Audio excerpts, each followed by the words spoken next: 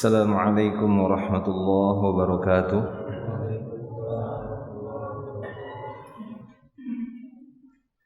Innal hamdalillah nahmaduhu wa nasta'inuhu wa nastaghfiruh wa na'udzu billahi min shururi anfusina wa sayyiati a'malina. Man yahdihillahu fala mudilla lahu wa man yudlil fala hadiya lahu. Ashhadu an la ilaha illallah wahdahu la syarika lahu wa ashhadu anna Muhammadan abduhu wa rasuluh.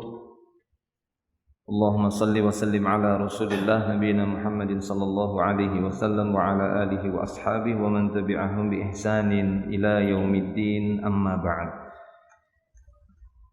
Ma'asyiral muslimin wal muslimat wal ikhwan wal akhwat wat tullab wat talibat rahimani Allah wa iyyakum ajma'in. Alhamdulillah, kita bersyukur kepadanya, syukur kepada Allah tabaraka wa taala. Malam hari ini kita berkumpul kembali di majelis ilmu ini dan akan kita lanjutkan pembahasan kajian kita di kitab Mausu'ah Manahi Al-Syar'iyyah, atau dengan terjemahan ensiklopedi larangan menurut Al-Quran dan Sunnah. Kita masuk di Kitabul Ilm, di pembahasan seputar ilmu dan larangan-larangan yang dikumpulkan oleh muallif di sini, penulis, seputar larangan-larangan dalam menuntut ilmu ataupun di dalam bersikap terhadap ilmu syar'i. Dan pada kesempatan kali ini, pertemuan kali ini, kita akan membahas salah satu bab yang disebutkan oleh beliau di sini, penulis, itu babun nahyi an ta'allumil ilmi li ghairi wajhillahi ta'ala. Ini tentang larangan menuntut ilmu dengan tujuan ataupun dengan niat selain mencari wajah Allah Subhanahu wa taala. Larangan menuntut ilmu dengan tujuan selain mengharap ataupun mencari wajah Allah Subhanahu wa taala. Karena pada dasarnya thalabul ilmi merupakan salah satu amal saleh di dalam Islam, salah satu amal yang sangat tinggi di dalam Islam. Dan di dalam menuntut ilmu itu kita dapati bahwa amal itu tidak diterima di sisi Allah Subhanahu wa taala jika tidak memenuhi syarat yang paling pertama sekali, adalah keikhlasan. Ya, ikhlas adalah semata-mata mengharapkan wajah Allah, semata-mata hanya mengharapkan balasan di sisinya, bukan mengharapkan selain Allah Subhanahu wa taala. Oleh karena itu, salah satu bentuk larangan dari seputar ilmu, yakni larangan menuntut ilmu dengan tujuan selain Allah, selain mengharapkan wajah Allah Subhanahu wa taala. Silakan baca. Larangan menuntut ilmu dengan niat selain mencari wajah atau ridha Allah Subhanahu wa taala. Dalam hadis Abu Hurairah radhiyallahu anhu terdahulu telah disebutkan, wa rajulun ta'allamal ilma wa 'allamahu wa qara'al qur'ana fa utiya bihi fa arrafahu ni'mahu fa arafaha qala fama amilta fiha qala ta'allamtul ilma wa 'allamtuhu wa qara'tul qur'ana fika qala kadzabta walakinnaka ta'allamtal ilma liyuqala 'alimun wa qara'tal qur'ana liyuqala huwa qari'un faqad qila thumma umira bihi fasuhiba 'ala wajhihi hatta ulqiya finnari. Kemudian seorang yang mempelajari ilmu, mengajarkannya dan membaca Al-Quran, ia dibawa ke hadapan Allah, lalu disebutkanlah nikmat-nikmat Allah kepada dirinya dan ia pun mengakuinya. Lalu Allah berkata, untuk apakah engkau gunakan nikmat tersebut? Ia menjawab, aku mempelajari ilmu, mengajarkannya dan membaca Al-Quran karenamu semata. Allah berkata, engkau dusta. Sebenarnya engkau mempelajari ilmu dan mengajarkannya supaya disebut alim. engkau membaca Al-Quran supaya disebut qori. Begitulah kenyataannya. Kemudian diperintahkan agar ia diseret, lalu dilemparkan ke neraka. Nah, ini dalil yang pertama yang dibawakan oleh penulis untuk memperkuat pembahasan ataupun inti materi pada pembahasan ini tentang larangan menuntut ilmu dengan mencari ataupun mengharapkan selain Allah Subhanahu wa taala dari talabul ilmi tersebut. Di sana ada banyak dalil-dalil yang secara umum menunjukkan pentingnya keikhlasan dan wajibnya mendahului segala amal soleh itu dengan keikhlasan. Namun ini secara khusus berkenaan dengan menuntut ilmu, karena ini amalan yang sangat tinggi di dalam Islam, yang diperintahkan di dalam Islam, dan beberapa dalil menyebutkan tentang keutamaan-keutamaan menuntut ilmu. Maka ini merupakan salah satu amal yang sangat utama di dalam dinul Islam. Oleh karena itu ketika seorang muslim ataupun muslimah menuntut ilmu, hendaknya mengikhlaskan niatnya hanya semata-mata mengharapkan wajah Allah Subhanahu wa taala. Seperti yang dibawakan oleh penulis di sini dari dalilnya secara khusus ketika Nabi sallallahu alaihi wasallam menceritakan di yaumil akhir nanti dari hadis Abu Hurairah radhiyallahu anhu, di mana hadis ini sebenarnya hadis yang panjang. Di sini beliau membawakan potongan hadisnya yang sekedar menunjukkan salah satu dari 3 jenis manusia yang nanti akan dihisab oleh Allah Subhanahu wa taala, karena ketiga jenis manusia ini adalah orang-orang yang sangat terdepan dan terpandang di tengah-tengah manusia, yaitu seorang yang Allah taala berikan ilmu kepadanya, kedua seorang yang diberikan oleh Allah Subhanahu wa taala kekuatan untuk berjihad, yang ketiga seorang yang Allah taala limpahkan harta kepadanya. Yang ketiga-tiganya ketika ditanya oleh Allah taala beralasan dengan alasan-alasan syar'i, tapi Allah taala yang lebih mengetahui hati manusia. Allah taala yang lebih mengetahui rahasia-rahasia manusia yang ada di dalam dada-dada manusia, dan Allah Subhanahu wa taala mampu membuka itu dan membongkar itu. Yauma tubla sarair, pada hari perkara-perkara sir yang rahasia itu dibuka oleh Allah Subhanahu wa taala. Seorang yang berjihad, seorang mujahid ketika ditanya bahwasanya ia benar-benar berjihad di jalan Allah, kemudian Allah taala buka, Allah bongkar hatinya. Ternyata dia berjihad hanya semata-mata untuk dikatakan syuja, seorang yang pemberani, supaya dikatakan hebat, pahlawan dan semisalnya.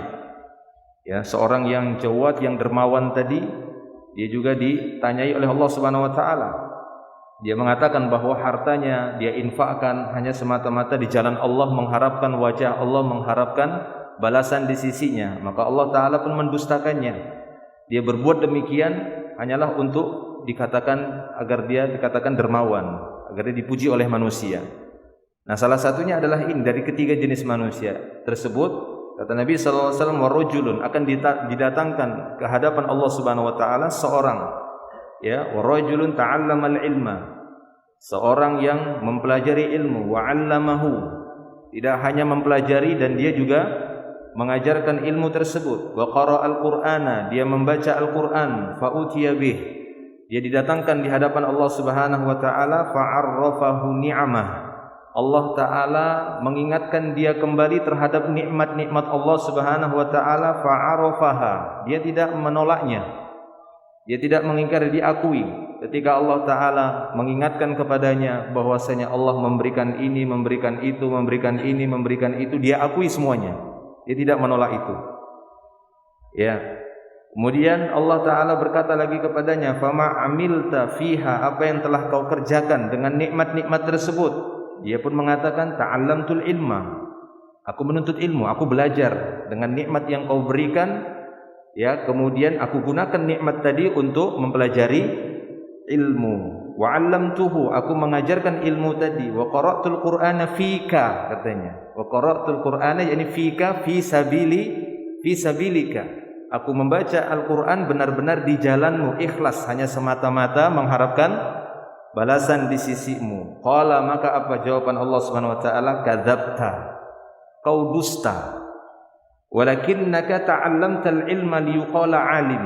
Akan tetapi yang sebenarnya dahulunya ketika engkau menuntut ilmu hanya ingin dikatakan kau seorang alim. Ketahuan. Karena Allah Ta'ala tidak bisa ditutupi, segala rahasia itu mampu dibuka oleh Allah Subhanahu wa Ta'ala. Kau mempelajari ilmu semasa di dunia tujuannya supaya kamu dikatakan alim. Wa qara'tal Qur'ana liyuqala huwa qari. Kau membaca Al-Qur'an, belajar Al-Qur'an, mempelajari Al-Qur'an, mempelajari qiraah, mempelajari tajwidnya, tahsinnya, menghafal Al-Qur'an hanya semata-mata supaya dikatakan kau qari, kau hafid. Faqad qila, dan sungguh sudah dikatakan. Artinya kau sudah dapat pujian-pujian itu di dunia. Sudah dikatakan kau qari. Orang-orang sudah mengatakan kau qari, hafid, alim, kiai, ustaz, apalagi. Atau semisal itu. Sudah dikatakan seperti itu. Artinya Allah Ta'ala telah menyatakan bahwasanya kau sudah mendapatkan apa yang kau inginkan di dunia. Apa itu? Pujian udah kau dapatkan di dunia. Apakah itu berharga di akhirat nanti? Tidak sama sekali.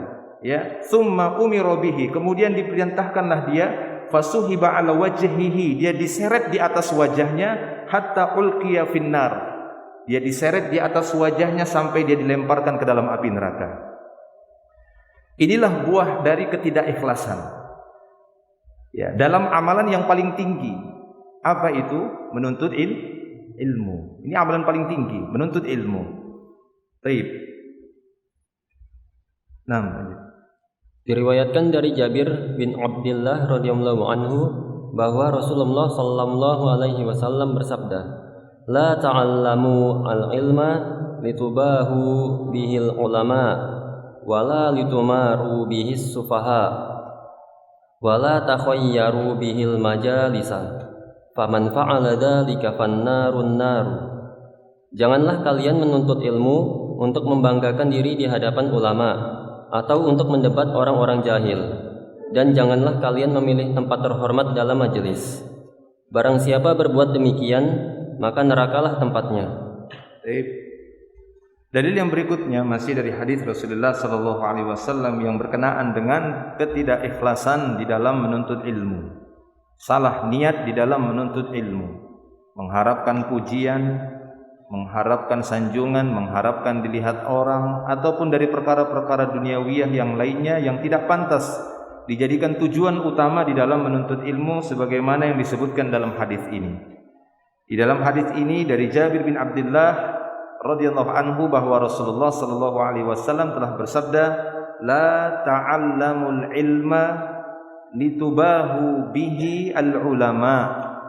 Jangan sampai kalian menuntut ilmu, janganlah kalian menuntut ilmu yang tujuannya adalah untuk mubahah bihi, dengan sebab ta'allumul ilmi tadi, bihinya itu adalah bitolabil ilmi, bita'allumil ilmi, litubahu al-ulama. Mubahah yaitu berbangga-bangga di hadapan orang yang lebih berilmu. Jadi jangan itu tujuannya. Jika menuntut ilmu dengan susah payah, dia membaca Al-Quran, mempelajari bahasa Arab, mempelajari ilmu-ilmu alat di dalam mempelajari agama, mempelajari hadis dan yang lainnya dari cabang-cabang ilmu Quran dan hadis, hanya untuk membanggakan diri di hadapan para ulama. Jangan untuk itu. Wala litumaru bihis sufaha, dan jangan pula kalian menuntut ilmu tujuannya adalah untuk mumarah. Mira itu memang berdebat, bermakna ingin mendebat sufaha. Sufaha itu jamak dari safihun jamaknya. Sufaha adalah orang-orang yang dangkal pemahamannya, yang itu dituduhkan kepada para sahabat seperti yang Allah Ta'ala sebutkan di dalam awal-awal surah Al-Baqarah. Wa idza qila lahum aminu kama amanan nas, an-nas yang dimaksud adalah para sahabat. Qalu anu'minu kama amana as-sufaha. Nah, jangan kalian menuntut ilmu tujuannya adalah untuk mendebat para sufaha. ya, untuk membodoh-bodohi, ya, merok, mendebat, tujuannya adalah untuk membodoh-bodohi, mendebat para sufaha atau orang-orang yang bodoh.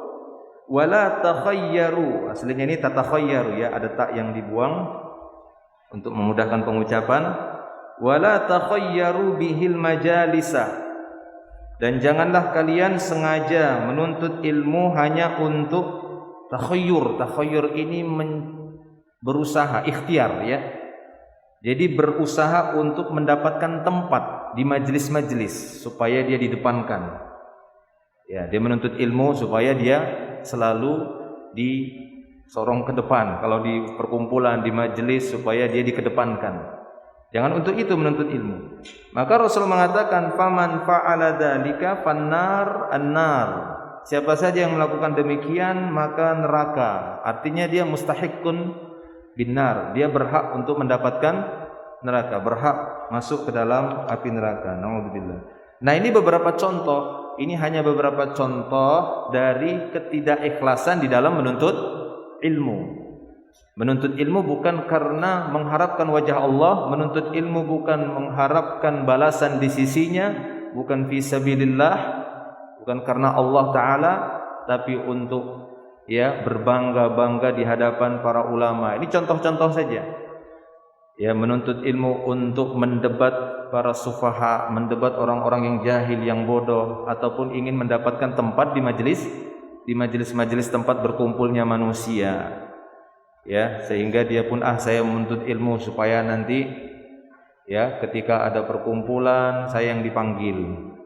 Ketika ada pertemuan saya yang akan didepankan. Nah, ini niat-niat yang tidak ikhlas yang bisa merusak dari thalabul ilmi tadi, yang membutuhkan waktu yang panjang, ya. Menuntut ilmu itu kan tidak bisa sehari dua hari, membutuhkan waktu yang cukup panjang, harta yang cukup banyak dikeluarkan, waktu yang, ya, banyak kita keluarkan, tenaga, pikiran, sampai malam hari. Tapi kalau hancur hanya gara-gara niat yang tidak ikhlas, maka ini sangatlah disayangkan. Baik. Diriwayatkan dari Abu Hurairah radhiyallahu anhu bahwa Rasulullah sallallahu alaihi wasallam bersabda, "Man ta'allama ilman mimma yubtagha bihi wajhullahi azza wa jalla, la yata'allamuhu illa liyusiba bihi aradan minad dunya lam yajid arafal jannati yaumal qiyamati." Barang siapa menuntut ilmu yang seharusnya ia tuntut semata-mata mencari wajah atau ridha Allah azza wa jalla, namun ternyata ia menuntutnya semata-mata mencari keuntungan dunia, maka ia tidak akan mendapatkan wangi surga pada hari kiamat. Baik. Ini dalil yang berikutnya, masih dari hadis Rasulullah SAW, ya, dalil yang lebih mengarah kepada ketidakikhlasan dalam menuntut ilmu. Nabi SAW bersabda dari jalur Abu Hurairah radhiyallahu anhu, beliau bersabda, "Man ta'allama ilman," siapa saja yang menuntut ilmu, "mimma yubtagha bihi wajhullahi azza wa jalla," ya, ini siapa saja yang menuntut ilmu yang seharusnya, selayaknya, yubtagha, seharusnya, selayaknya, hanya wajah Allah saja yang harusnya dia harapkan, karena memang tidak ada ilmu yang lebih pantas diharapkan wajah Allah, balasan di sisinya, ya, melainkan dari menuntut ilmu syar'i, mempelajari ilmu syar'i. Ada banyak jenis-jenis ilmu yang baik, yang dibolehkan, yang dibenarkan di dalam Islam. Tapi yang paling pantas kita luruskan niat kita saat mempelajarinya adalah saat kita mempelajari ilmu syar'i. Ya, jangan lebih ikhlas ketika kita mempelajari ilmu matematika. Ya, ikhlas kita, ikhlas saya mempelajari ilmu matematika untuk bantu kaum muslimin ini, ikhlas, ya Allah. Ya, saat pelajari ilmu matematika. Bolehkah seperti itu? Boleh, silahkan. Justru itu yang akan menjadi nilai ibadah, yang awalnya hanyalah perkara mubah. Mempelajari ilmu matematika itu mubah, enggak ada dosa. Ketika salah seorang muslim atau muslimah enggak bisa hitung, apa diancam neraka? Siapa yang enggak bisa berhitung maka akan dilemparkan ke dalam api neraka. Adakah seperti itu dalilnya? Ya, sehingga kita katakan sekiranya ada di antara kita atau ada anak kita, kemudian dari kecil dia hanya belajar Quran dan hadis, tidak pernah belajar menghitung, dan bodoh dan sama sekali nggak tahu berhitung, 1 tambah 1 nggak tahu dia itu 2, 2 tambah 2 nggak tahu 4. Apakah dia akan masuk neraka gara-gara tidak bisa berhitung? Tidak ada sama sekali. Karena seorang muslim ya di dalam berhujjah itu dengan dalil, dengan Al-Quran dan hadis. Tapi itu bisa berbuah pahala saat dipelajari ketika dia mengharapkan balasan di sisi Allah. Dan tujuan dia mempelajari ilmu tadi, matematika khususnya, ya, tujuan dia mempelajarinya adalah untuk membantu kaum muslimin, menghilangkan kebodohan dari kaum muslimin. Ikhlas dia mengharapkan balasan di sisi Allah Subhanahu wa taala. Jangan ilmu-ilmu yang mubah ini lebih ikhlas dibandingkan ilmu syar'i yang seharusnya itu lebih pantas kita meniatkan keikhlasan saat mempelajari ilmu syar'i. Ketika mempelajari ilmu syar'i malah tidak ada keikhlasan, justru tidak ada keikhlasan di sana. Ya, justru disibukkan dengan keinginan dipandang, dipuji, dilihat, disanjung. Nah, ini justru bertambah rusak. Nah, oleh karena itu Rasul mengatakan, "Man ta'allamal ilman mimma yubtagha bihi wajhullah azza wajalla." Siapa saja yang menuntut ilmu, dan ilmu yang paling pantas dimaksud dalam hadis ini adalah ilmu syar'i. Siapa saja yang menuntut ilmu ya yang seharusnya ilmu tersebut dituntut hanya semata-mata mencari wajah Allah Subhanahu wa taala, la yata'allamuhu illa liyusiba bihi 'aradan minad dunya. Tidaklah dia menuntut ilmu tersebut melainkan hanya ingin mendapatkan bagian dari keuntungan dunia, lam yajid arfal jannah yaumal qiyamah, maka dia tidak akan memperoleh wanginya ataupun aroma surga pada hari kiamat nanti. Ya, ini diantara ancaman yang akan didapatkan oleh seorang yang tidak ikhlas di dalam menuntut ilmu. Padahal wanginya surga itu bisa tercium dari jarak yang sangat jauh. Ya, aroma yang wanginya saja sudah diharamkan baginya, enggak boleh dia menciumnya.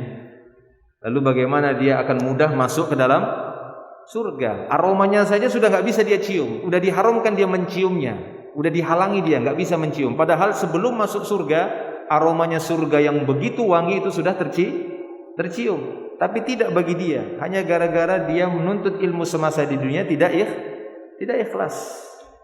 Jelas ya? Nah, kalaulah sekiranya ilmu yang dimaksud dalam hadis ini adalah ilmu-ilmu yang mubah, ini justru sangat jauh. Sangat jauh sekali. Seperti yang kita contohkan tadi, tidak mungkin kita katakan orang yang ya menuntut ilmu, misalnya mempelajari matematika, kemudian tujuan dia supaya dianggap dia sebagai orang yang paling hebat matematika, kan begitu. Kemudian kita katakan untuk itulah hadis ini. Ya, hadis ini memang ditujukan bagi orang-orang yang mempelajari matematika enggak ikhlas. Apakah seperti itu? Bukan itu. Tapi yang dimaksud di sini adalah ilmu syar'i. Kalau sekiranya ada seorang yang mempelajari ilmu matematika, ini contoh saja, ya, pelajari ilmu matematika, tapi tujuannya dia untuk riya, apakah dia berdosa? Apakah dia berdosa? Ya, bukan itu ilmu yang dimaksud, tapi kata para ulama ilmu yang dimaksud di sini adalah ilmu syar'i. Maka lihat, mungkin di sini ada catatan kakinya. Lihat catatan kaki 4, merupakan penjelasan tentang ilmu yang dimaksud, yakni ilmu syar'i. Ilmu syar'ilah yang dipelajari semata-mata untuk mencari ridha Allah Azza wa Jalla. Ada yang jelas? Ya, jadi ilmu syar'i yang dimaksud ini. Maka tatkala kita mempelajari ilmu syar'i, apakah itu yang berkaitan dengan Quran, berkaitan dengan hadis, atau yang berkaitan dengan cabang dari keduanya, maka hendaknya kita meluruskan niat, ikhlas. Jangan sampai kalah dengan orang-orang yang mempelajari ilmu mubah tapi dia ikhlas mengharapkan balasan di sisi Allah Subhanahu wa taala, dibandingkan orang-orang yang mempelajari ilmu agama. Seharusnya mereka lebih kuat keikhlasannya karena balasannya lebih besar dan hukum asalnya lebih tinggi, yaitu wajib. Thalabul ilmi faridah, menuntut ilmu itu wajib bagi muslim muslimah. Ilmu apa yang beliau maksud? Apakah ilmu berhitung? Bukan, tapi ilmu apa? Ilmu syar'i ini, ilmu agama. Ya. Ilmu agama ini yang beliau maksud. Menuntut ilmu itu wajib bagi muslim dan muslimah. Ilmu apa yang beliau maksud?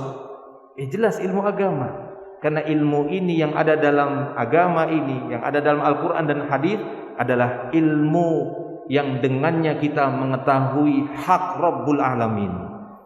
Dengannya kita mengetahui hak-haknya Allah Subhanahu wa ta'ala. Dengannya kita mengetahui mana yang haram, mana yang halal. Kalau kita tidak mengetahuinya, bagaimana kita bisa terhindar dari yang haram? Dengan mempelajarinya kita tahu, oh ini haram. Ya, dengan mempelajari ilmu syar'i ada banyak lagi keutamaan-keutamaan yang lainnya. Baik. Nah.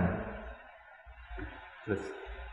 Diriwayatkan dari Abdullah bin Mas'ud radhiyallahu anhu, ia berkata, bagaimanakah keadaan kalian bila fitnah menimpa kalian sehingga membuat beruban orang-orang dewasa dan membuat tua anak-anak muda? Orang-orang menjadikannya sebagai sunnah. Bila dirubah, serempak mereka katakan, sunnah telah diubah. Bilakah hal itu terjadi, wahai Abu Abdurrahman? Tanya mereka. Ibnu Mas'ud radhiyallahu anhu berkata, jika para qari melimpah jumlahnya, sedang ahli fikih sedikit. Jika pemimpin-pemimpin kalian bertaburan banyaknya, sedang orang-orang yang amanat sangat sedikit. Keuntungan dunia dicari dengan amalan akhirat, dan orang-orang tidak lagi mendalami ilmu agama. Nah, kita sedikit melihat redaksi aslinya ya, biar lebih mengena. Taib. Di sini beliau membawakan kembali dalil yang menunjukkan pentingnya ikhlas di dalam menuntut ilmu dan larangan tidak ikhlas di dalam menuntut ilmu syar'i. Ada sebuah athar di sini dan kata beliau athar ini sahih, diriwayatkan oleh Imam Ad-Darimi, Hakim, demikian juga dalam Musannaf Abdul Razzaq ya, dengan derajat sahih. Yaitu diriwayatkan dari Abdullah bin Mas'ud radhiyallahu anhu, dia berkata, kaifa antum idza labisatkum fitnah yahrumu fiha al-kabir wa yarbu fiha as-saghir. Bagaimana keadaan kalian sekiranya fitnah itu menimpa kalian? Nah, ini pertanyaan Abdullah bin Mas'ud kepada orang-orang di masanya. Bagaimana sekiranya fitnah itu menimpa kalian, yang mana fitnah tersebut bisa menyebabkan orang yang sudah tua bisa beruban, ya, orang yang sudah dewasa itu jadi beruban, atau anak-anak bisa menjadi tua. Ini maksudnya satu ungkapan begitu mengerikannya fitnah tadi, begitu mengerikannya fitnah tadi dan dahsyatnya fitnah tadi, sehingga bisa merubah dengan perubahan yang sangat signifikan, gitu ya, dengan perubahan yang sangat jelas, terlihat sekali. Orang-orang menjadikannya sebagai sunnah. Yattakhiduhan nasu sunnah, maksudnya yattakhiduha tadi ke fitnah. Orang-orang menjadikan fitnah tadi sebagai sunnah. Lihat ini bagaimana para sahabat ketika mereka mengistilahkan sunnah itu bukan hanya sebatas dari makna fikih. Ya, kalau dari makna fikih apa itu sunnah? Apa itu sunnah? Di bawah kewajiban, kan itu kan? Secara fikih gitu, pembahasan fikih, sunnah itu di bawah wajib. Tapi lihat ini apa yang dikatakan oleh Abdullah bin Mas'ud. Apakah yang dia maksud sunnah di sini sebagaimana yang dipahami kebanyakan orang hari ini? Bukan. Sunnah yang dimaksud oleh Abdullah bin Mas'ud adalah lawan dari fitnah. Fitnah yang bisa merubah karakter manusia, fitnah yang bisa menjadikan manusia jauh dari agama. Itulah dimaksud oleh Abdullah bin Mas'ud di sini. Paham ya? Kenapa? Karena belakangan ini ketika kita sering mengatakan sunnah, kajian sunnah, kok sunnah saja sih yang dikaji, kapan ngaji wajibnya? Ini tidak paham gitu ya. Sunnah yang kita maksud di situ adalah metode Ya, metodologi dalam beragama atau yang sering dikenal dengan manhaj. Manhaj sunnah, manhaj ahli sunnah wal jamaah. Oke, jelas? Jadi bukan sunnah hanya sebatas dari sisi hukum fikih. Baik. Kita lanjut. Wa yattakhiduhan nasu sunnah. Orang-orang pada zaman itu, pada waktu itu menjadikan fitnah itu sebagai sunnah, padahal itu adalah fitnah. Ya, merupakan fitnah, tapi orang menganggap itu sunnah. Fa idza ghuyyirat qalu ghuyyiratis sunnah. Ketika benar-benar fitnah itu telah berubah menjadi sunnah, maka orang-orang pun mengatakan sunnah telah dirubah. Ya, sunnah sudah dirubah, sunnah sudah dirubah. Qalu, maka orang-orang pun berkata pada waktu itu, wa mata dzalika ya Aba Abdurrahman, kapan itu terjadi? Ya, bilakah hal itu terjadi wahai Abu Abdurrahman? Tanya orang-orang pada waktu itu.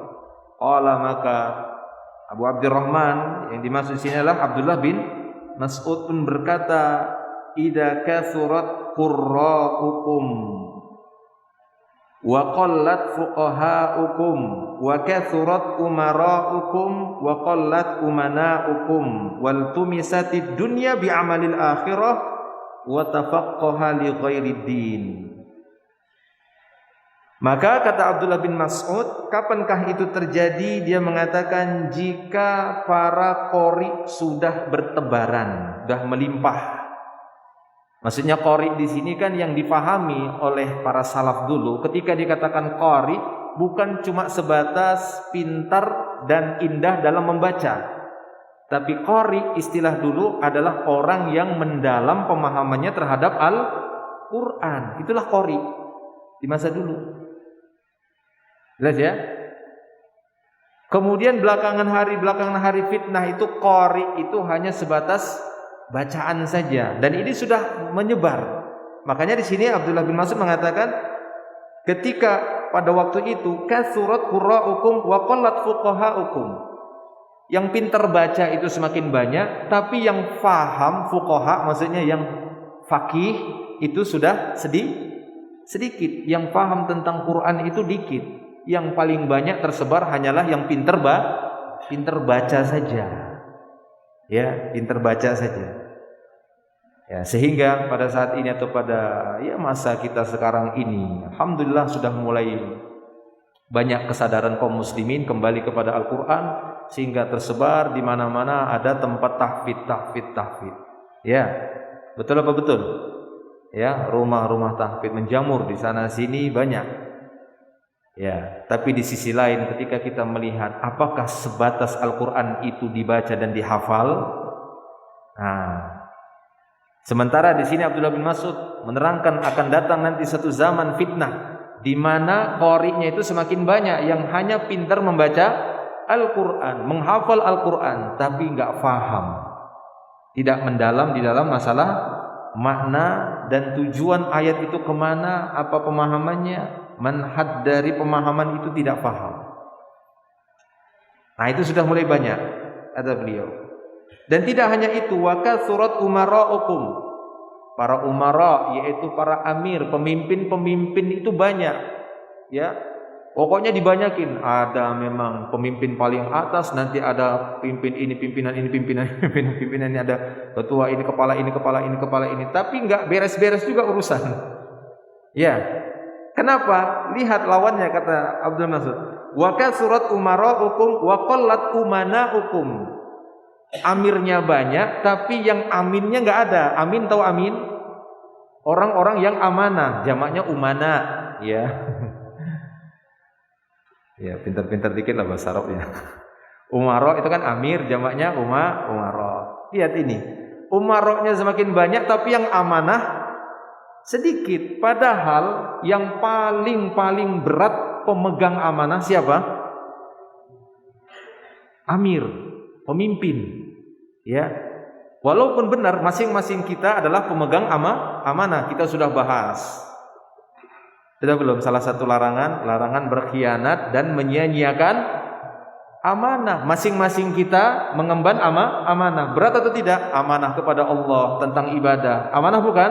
Amanah yang harus kita tunaikan, amanah kepada Rasulullah, amanah kepada kedua orang tua untuk berbakti kepada keduanya, kepada sama kaum muslimin, amanah ilmu, amanah dalam kejujuran, banyak. Dan yang paling besar memegang amanah itu adalah pemimpin kaum. Kenapa? Karena mereka menanggung amanah ini bukan hanya bertanggung jawab untuk diri sendiri, tapi untuk orang lain. Kalau yang mereka pimpin itu sampai 100 orang, sampai 1000 orang, 1 juta orang, semakin berat. Ya. Nah, ini fitnahnya. Semakin banyak umara, tapi semakin sedikit umana. Oleh karena itu, kenapa di dalam Al-Quran dan hadis kita diperintahkan untuk taat saja kepada pemimpin? Ya kan? Atiullah dalam Quran ya, wa atiur rasul wa ulil amri minkum. Kenapa kita harus taat sama pemimpin? Karena sebenarnya beban yang mereka tanggung itu sangat berat.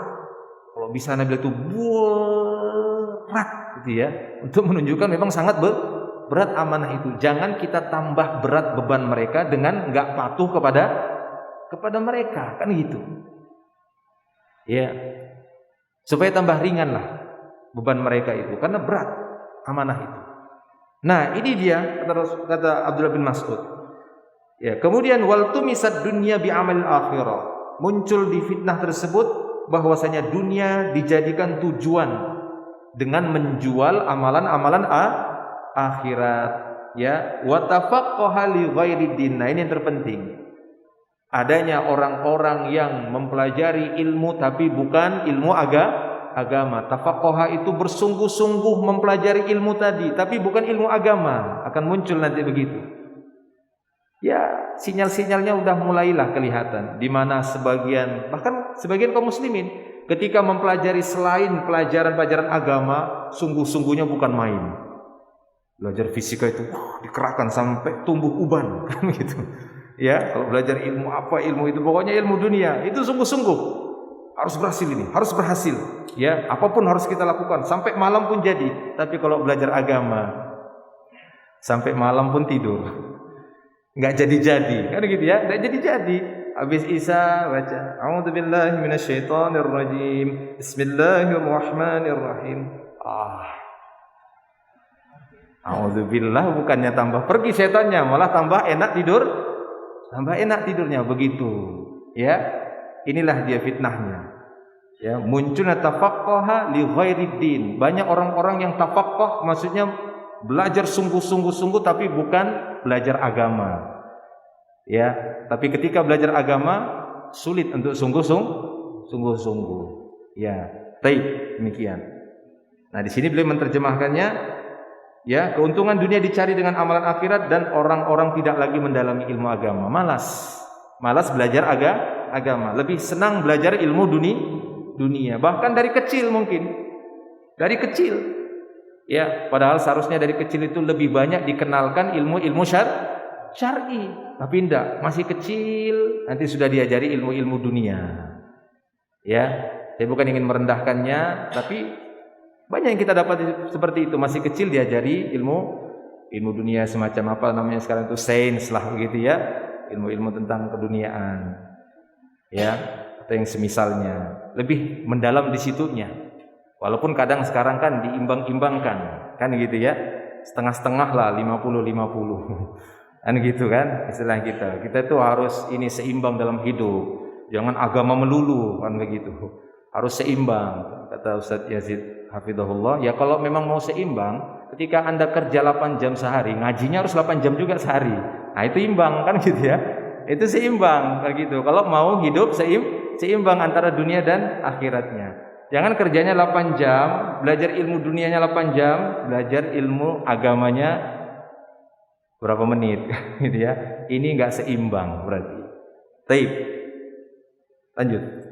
Diriwayatkan dari Sulaim bin Qais, ia berkata, suatu ketika Umar berkhutbah di hadapan kami. Beliau menyebutkan fitnah-fitnah yang akan terjadi di akhir zaman. Ali radhiyallahu anhu berkata kepadanya, "Bilakah hal itu terjadi wahai Amir?" Umar radhiyallahu anhu berkata, "Jika orang-orang tidak lagi mendalami ilmu agama, Mereka menuntut ilmu bukan untuk diamalkan, dan keuntungan dunia dicari dengan amalan-amalan akhirat. Nah, ini dalil yang terakhir yang dibawakan oleh penulis sebagai bukti tentang adanya larangan menuntut ilmu dengan niat selain Allah Subhanahu wa taala, yaitu asar dari Sulaiman bin Qais. Dia berkata, suatu ketika Umar bin Khattab pernah berkhutbah di hadapan kami. Ya, dia berkhutbah di hadapan kami dan menyebutkan fitnah-fitnah. Jadi begitulah para salaf, terutama para sahabat. Saking sayangnya dia dengan generasi-generasi setelahnya, selalu mengingatkan fitnah yang bisa merubah agama mereka, yang bisa merusak agama mereka. Ini diingatkan oleh Umar, akan muncul fitnah, fitnah ini, fitnah itu, fitnah di akhir zaman. Maka Ali radhiyallahu anhu pada waktu itu pun berkata, bilakah hal itu terjadi wahai Amir? Maka Umar radhiyallahu anhu pun berkata, jika orang-orang tidak lagi mendalami ilmu agama. Nah, itu dia. Sudah mulai manusia, terutama orang-orang Islam sendiri, sudah tidak begitu selera, enggak begitu semangat ketika mempelajari ilmu agama. Nah, itu tanda-tandanya. Mereka menuntut ilmu bukan untuk diamalkan, ya, untuk tujuan-tujuan dunia. Menuntut ilmu untuk tujuan-tujuan dunia, dan keuntungan dunia dicari dengan menjual amalan-amalan akhiratnya. Baik. Sudah masuk waktu Isya. Ya, kandungan bab setelah salat Isya ya, sebentar ya. Baik, masih sabar kan? Sabarlah. Insyaallah. Ya, nanti kita lanjutkan setelah salat Isya membacakan kandungan bab. Di sini kurang lebih ada 2 poin saja. Oh, ada beberapa poin, 4 ya. Baik. Kita lanjut setelah salat Isya. Akhiru da'wan alhamdulillah. Assalamualaikum warahmatullahi wabarakatuh. Alhamdulillahirabbil alamin.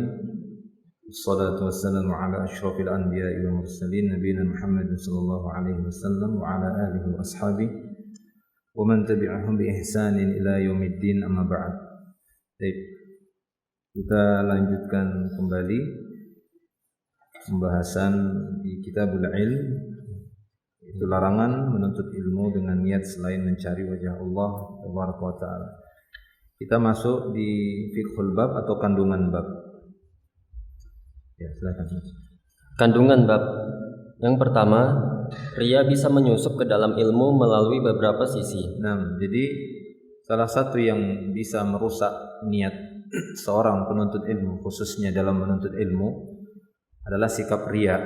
Kita sudah ketahui bersama asal muasal dari kalimat ria itu sendiri dari ro'a, yaitu mencari pandangan. Ya, mencari pandangan orang lain, mencari penglihatan orang lain agar dirinya dilihat saat melakukan amal soleh tersebut, khususnya saat menuntut ilmu. Dan ria ini sangat berpotensi sekali, ya, menyusup ke dalam ilmu tersebut saat seorang mempelajari ataupun mencari dan menuntut ilmu. Dan ini bisa dilihat dari beberapa sisi. 1. Dari sisi pakaian.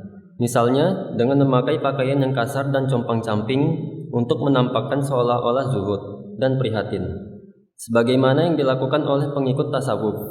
Sebagian mereka ada yang mengkhususkan salah satu jenis pakaian agar orang-orang memandangnya sebagai ulama.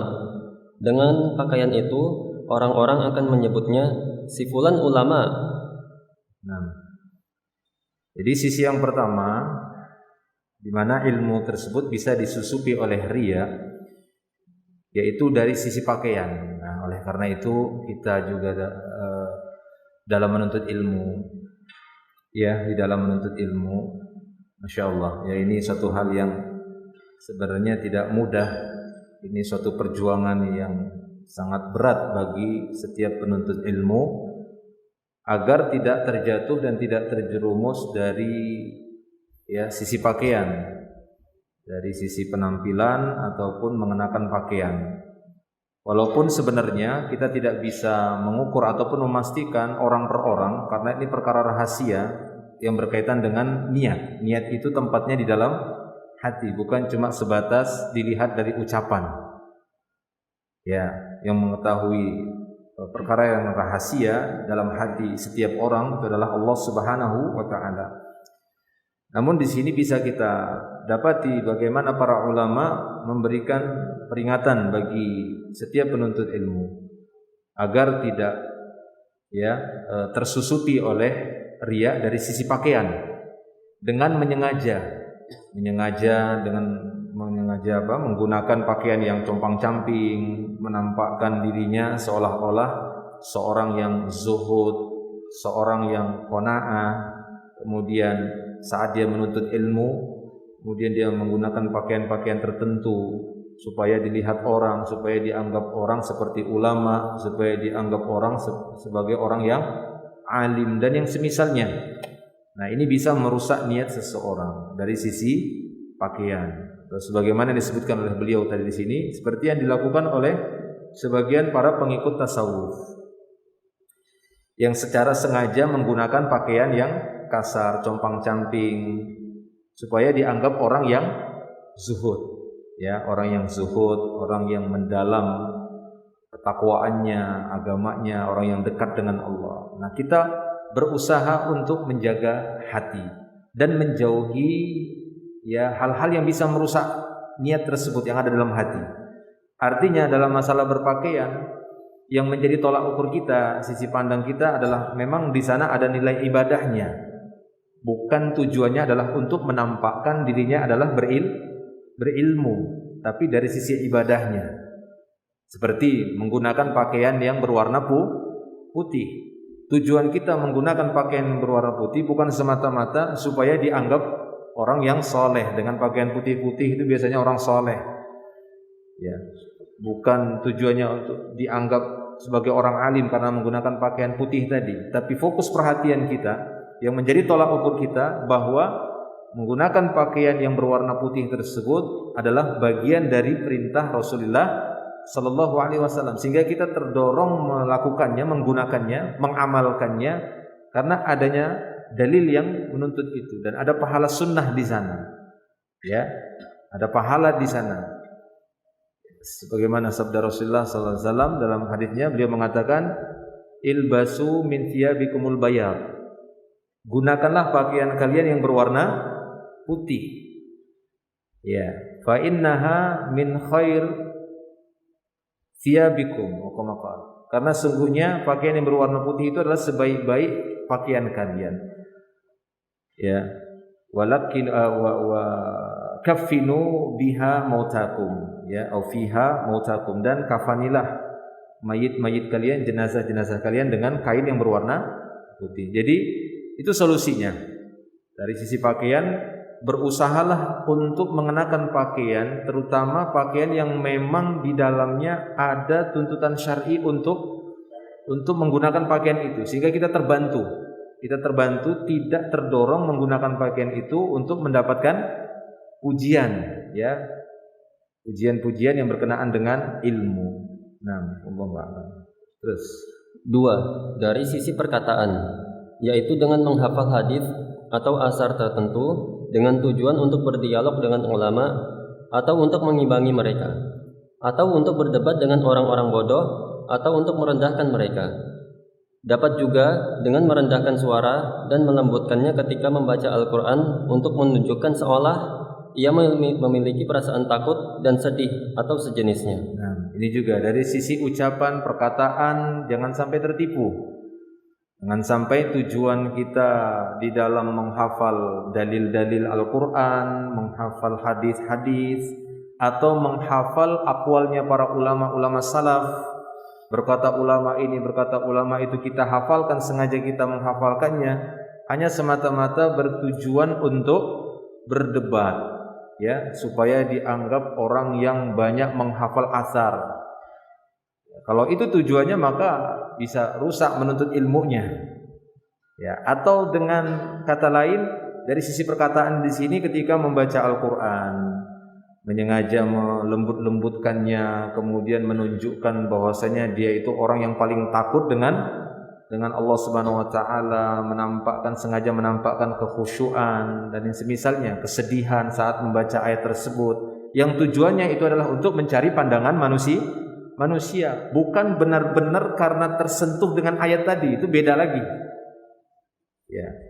Secara zahirnya mungkin kelihatan sama, tapi hati pasti berbeda. Yang satu tujuannya untuk mencari pandangan manusia, dan yang satu benar-benar tersentuh hatinya karena dia faham maknanya, sehingga mengakibatkan dia pun menangis ketika membaca ayat itu. Ya, ini dua hal yang berbeda, dua orang yang berbeda. Walaupun kelihatan secara zahirnya sama-sama mulai melembut suaranya ketika baca Quran, sama-sama mulai terisak dia menangis, kedua-duanya sama, tapi hatinya berbeda. Yang satu ingin menampakkan bahwasanya dia orang yang khusyuk ketika membaca Al-Quran, orang yang sangat takut kepada Allah, tapi yang satu tidak sama sekali ya untuk mendapatkan itu, tapi benar-benar dia mendapatkan peringatan dari ayat tadi sehingga dia pun menangis. Ini kan beda. Nah, jadi ini yang beliau ingatkan agar tidak tersusupi oleh riya dari sisi perkataan. Terus, Allah. 3. Dari sisi perbuatan. Misalnya, memanjangkan berdiri dalam sholat untuk memamerkannya kepada orang lain, atau memanjangkan ruku atau sujud, menunjukkan seolah khusyuk dan tunduk. Ia memperbagus sholatnya karena tahu orang-orang sedang melihatnya. Ini juga dalam hal sholat, ya, dalam hal sholat. Artinya, ini bukan pembahasan dengan tujuan untuk mengukur orang ikhlas atau tidak, bukan. Karena kita tidak bisa membaca hati manusia. Seperti yang kita contohkan tadi, dua orang qari bisa saja sama-sama menangis ketika membaca Al-Quran dengan ayat yang sama, dan memang pada ayat itu menunjukkan betapa besarnya keagungan Allah dan betapa murkanya Allah Ta'ala terhadap pelaku ini, pelaku itu, sehingga keduanya pun ketika membaca menangis. Tapi masalah hati kita tidak tahu. Sama halnya dengan dari sisi perbuatan ini, bisa tersusupi oleh riya, terutama dalam mengerjakan ibadah sholat. Ketika mengerjakan sholat, sengaja memperpanjang bacaan, sengaja memperpanjang berdirinya, memperlama rukuknya, memperlama sujudnya. Tujuannya apa? Supaya orang-orang melihat dia dan mengatakan bahwasanya dia Masya Allah, orang yang paling bagus sholatnya, orang yang paling tunduk dan khusyuk kepada Allah. Jika itu tujuannya, maka sungguh dia telah mendapatkan pujian tersebut, sebagaimana dalam hadis yang pertama tadi, faqad qila, kata Allah, sungguh sudah dikatakan demikian. Ya, tapi tidak setiap orang yang berbuat demikian kemudian kita katakan riya itu. Nah, ini salah juga. Seakan-akan kita tahu perkara yang gaib. Ya, seakan-akan kita menempatkan diri kita seperti Allah yang bisa membaca hati manusia. Hati manusia kita tidak tahu. Maka setiap orang berusaha untuk mengukur dan melihat, mengoreksi, menganalisa hatinya masing-masing, niatnya masing-masing ketika melakukan berbagai amal soleh, khususnya ketika menuntut ilmu. Jangan sampai tersusupi oleh riya ini tadi. Baik. Terus 4. Dari sisi para tamu yang mengunjunginya dan teman-temannya, yaitu ia meminta seorang ulama agar sudi mengunjunginya dengan tujuan supaya orang-orang mengatakan, sesungguhnya ulama kondang telah mengunjungi si fulan. Sesungguhnya ahli ilmu sering mengunjunginya. Nah, ini juga sering mengenai kita, ya, terutama para penuntut ilmu dengan guru-gurunya atau dengan syekhnya, sengaja mencari celahnya gimana supaya saya bisa dekat sama syekh, kefoto sama syekh biar saya dianggap ya muridnya syekh. Nah, ini niat-niat yang tidak baik, niat-niat yang bisa merusak menuntut ilmunya. Sehingga ketika itu terwujud, faqad qila, sudah dikatakan, Masya Allah si fulan itu penuntut ilmu, kenapa ada fotonya dekat sama syekh? Ini contoh, ya, tujuannya untuk itu. Atau sengaja mengundang seorang ustadz, mengundang seorang syekh yang terkenal, ustadz yang terkenal ke daerahnya, ke rumahnya sebagai tamu, supaya orang-orang memuji dia. Masya Allah, dia dekat dengan ustadz itu. Ya, Masya Allah itu dia hebat itu. Dan dia memang niatnya untuk itu, maka dia telah mendapatkannya. Rusaklah menuntut ilmunya. Ya, baik. Namun bukan berarti setiap orang yang kita dapati seperti itu, ada yang dekat dengan ustadz ini, ustadz itu. Setiap penuntut ilmu yang kita dapati dekat dengan syekh ini, syekh itu, kemudian kita katakan riya itu. Dari mana Anda tahu? Apakah Anda bisa membaca hatinya? Jelas tidak bisa, ya. Oleh karena itu, ini bukan tujuannya untuk mengukur perbuatan, ya, hati dari orang per orang, tapi ini tujuannya adalah untuk mengukur perbuatan diri masing-masing. Bagaimana supaya benar-benar ikhlas khususnya di dalam menuntut ilmu ini. Jangan sampai ada gelagat gerakan yang halus seperti ini, seakan-akan kita tujuannya adalah untuk menuntut ilmu, tapi di sana tersusupi oleh riya tadi, akhirnya rusak. Ya, akhirnya rusak. Dan kalau sudah rusak, nah ini ruginya bukan di dunia saja. Di dunia ya kita dipuji-puji oleh manusia, tapi di akhirat sebagaimana diceritakan dalam hadis pertama tadi. Ya, tatkala Allah Ta'ala bertanya kepadanya, untuk apa kau gunakan nikmat-nikmatku? Kita katakan, Masya Allah, ya Allah, aku gunakan nikmatmu itu untuk melakukan perjalanan, ikut daurah ke sana, ke sini, mendatangi syekh ini, datang ustadz ke sini, ya, belajar ini, belajar itu, dan seterusnya. Saya habiskan waktu saya, harta saya, memang di jalanmu ya Allah. Tapi Allah Ta'ala lebih mengetahui dan maha mengetahui, kemudian membuka hatinya, ternyata tujuannya bukan seperti yang dia ucapkan. Ya, dia telah mendapatkan pujian-pujian itu di dunia, maka Allah Subhanahu wa taala pun murka kepadanya dengan mengatakan, kamu dusta.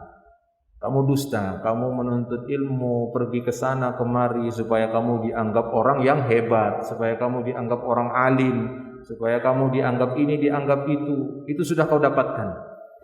Ya, sehingga pada waktu itu dia pun dilemparkan ke dalam api neraka. Na'udzubillah.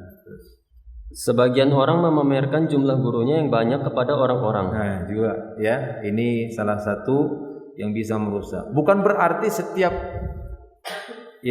penuntut ilmu yang kita dapati dia menyebutkan nama gurunya, karena ada faedahnya juga untuk menunjukkan bahwasanya dia benar-benar belajar. Apa yang dia ucapkan bukan dari dirinya pribadi, benar-benar dia telah belajar dari banyak guru. Itulah yang dilakukan oleh para salaf, ahlul hadis. Mereka menyebutkan siapa guru-guru mereka. Saya pernah belajar dari guru fulan, syekh fulan. Apa tujuan dia? Tujuan dia supaya orang-orang tidak ragu dengan ilmu yang dia sampaikan, bahwa apa yang saya sampaikan itu bersanad dari sini. Dia sebutkan lagi gurunya ke atas. Ya. Akan tetapi yang menjadi masalah itu, apakah memang niatnya benar-benar lillah, fillah? Nah, itu yang jadi masalah. Kalau tujuannya adalah untuk pamer saja, supaya dia dianggap orang yang banyak gurunya, disanjung, diangkat, dipuji, ya rusaklah dia. Makanya di sini beliau mengatakan, ada sebagian orang sengaja memamerkan jumlah gurunya yang banyak kepada orang-orang dengan tujuan pamer. Ya, dengan tujuan pamer saja. Bukan untuk membuat kebenaran itu lebih kuat supaya lebih diyakini oleh manusia. Terus meskipun gurunya itu adalah seorang ahli bid'ah. Ya, itu lebih parah lagi. Banyak nyebut guru, ternyata dia nggak paham juga ada guru dia yang ahli bid'ah. Terus supaya orang-orang mengatakan ia telah menuntut ilmu dari banyak guru. Nah, itu tujuannya gitu ya, supaya orang mengatakan, wow, dia itu Masya Allah udah jalan ke sana ke sini, dia itu ya sudah kemana-mana, udah ke negeri ini, ke negeri itu, dan seterusnya. Atau ia telah diberi ijazah oleh sejumlah kiai. Lalu ia membanggakan diri dengan hal tersebut. Kita memohon keselamatan kepada Allah. Nas'alullah as-salamah ya fi hadzal amr insyaallah. Terus kandungan bab kedua.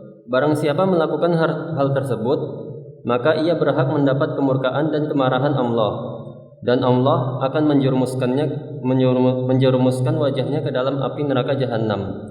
Wal a'yadu billah. Ya, sebagaimana disebutkan dalam hadis tadi, ya, man fa'ala dzalik fannar annar. Siapa yang berbuat demikian maka neraka kata Rasulullah. Ya, la ta'allamul ilma litubahu bihil ulama wala litumaru bihi sufaha wala takhayyaru bihi al majalis. Ya, faman fa'ala dzalika annar fannar annar kata Rasulullah. Jangan kalian menuntut ilmu tujuannya adalah untuk berbangga di hadapan para ulama. Jangan pula kalian menuntut ilmu hanya semata-mata ingin berdebat dengan orang-orang yang jahil, orang yang bodoh. Janganlah kalian menuntut ilmu hanya ingin mendapatkan tempat di majelis-majelis. Siapa yang berbuat demikian maka neraka kata Rasulullah. Oleh karena itu, satu kunci saja untuk para penuntut ilmu bagi kita semua, ya, semoga Allah Ta'ala memudahkan kita dan melindungi kita, yaitu keikhlasan. Ya, keikhlasan di dalam menuntut ilmu, senantiasa koreksi niat kita saat menuntut ilmu agar benar-benar semata-mata mengharapkan wajah Allah Subhanahu wa taala. Wallahu a'lam. Cukup insyaallah bahasanya, nanti kita sambung lagi di pembahasan yang lain masih di Kitabul Ilm, larangan-larangan seputar ilmu.